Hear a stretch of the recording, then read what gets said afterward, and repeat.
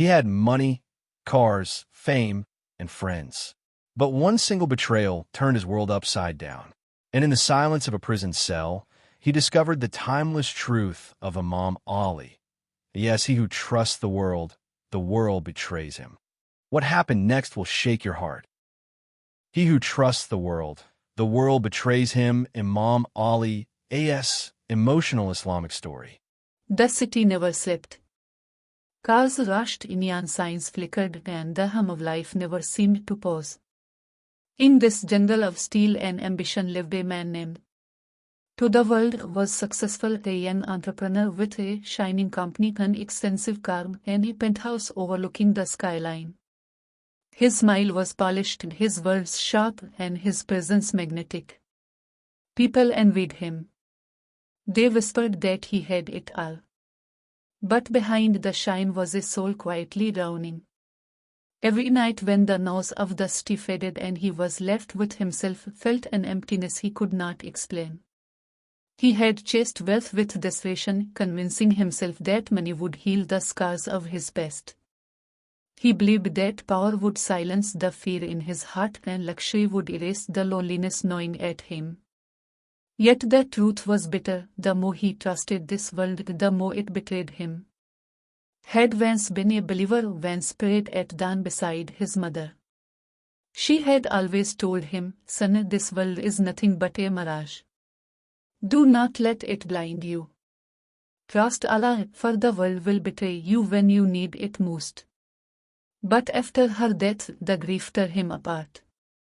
He buried his faith beneath piles of contracts and business deals, thinking that money would numb the pain. One evening he hosted a party at his penthouse. The music was deafening, glasses clinked and laughter filled the room. Surrounded by so-called friends, he thought for a moment that he was happy. But then his phone buzzed. A single message appeared on the screen. "He who trusts the world betrays him. Ali ibn Abi Talib." It came from an unknown number. Froze. The words pierced him like lightning. His chest tightened. He looked around at the laughing crowd, people who only cared about his wealth. Suddenly their smiles looked hollow and their voices shallow. The quote echoed in his mind. That night, unable to sleep, drove through the empty streets. His car's headlights cut through the darkness, but his thoughts were darker still. He remembered his mother's soft voice reciting at night. He remembered how peaceful she looked in. And now, despite his riches, he felt bankrupt inside. The betrayal of the world came crashing upon him within days. His business partner, someone he trusted like a brother, embezzled millions from the company. Overnight, investors pulled out. The empire had built with sleepless nights began to collapse like sand slipping between his fingers. The so-called friends stopped answering his calls. His phone, once overflowing with invitations, now lay silent. And then came the police. One morning he woke to loud knocks on his door. They stormed in with warrants and handcuffs. His partner had framed him in fraudulent deals, leaving him to carry the weight of crimes he hadn't committed. Within hours, the media painted him as a criminal. The man Vance admired was now disgraced. Sitting in the cold cell, hands trembled. His mind screamed, "How could this happen? I had everything." But in the silence of the prison night, the words returned like a haunting melody. He who trusts the world betrays him.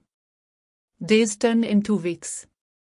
The betrayal of wealth, friends, and status ate at him.